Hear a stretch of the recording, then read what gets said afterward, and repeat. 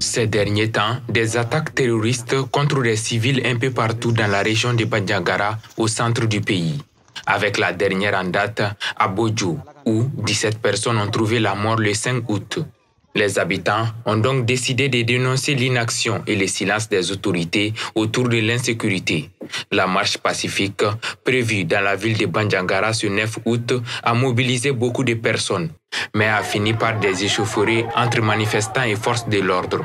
Nous avons eu l'un des artisans de cette manifestation ville morte à Bandiagara au téléphone. Il s'agit du président de la jeunesse de la ville, Amadou Dougué. Bon, en réalité, c'est une marche qui a été autorisée, c'est une marche pacifique. Voilà, donc qui a commencé le matin au rond-point de Bandiagara, dénommé Nagabanou Tembedila. Voilà, donc on s'est dirigé au gouvernorat de Bandiagara. On a remis une déclaration au nom des forces vives de Bandiagara au gouverneur. Par la suite, la foule était en colère, ils ont voulu, en tout cas, rentrer au gouvernorat. Du coup, les forces de l'ordre qui étaient là pour les maintien quand même ont barricadé. Par la suite, la foule a commencé à jeter du sable. Dans un communiqué, les forces vives de Bandiagara réagissent.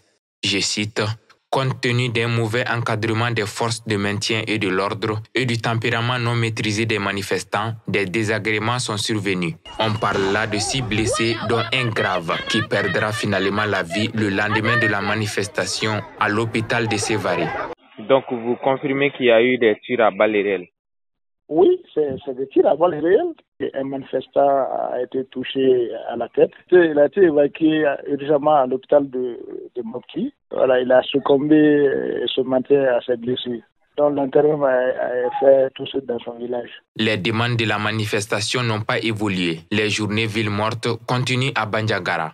Les demandes principales, c'est autre chose que la sécurité des personnes, leurs biens, quoi. C'est vraiment, on en a marre avec cette insécurité.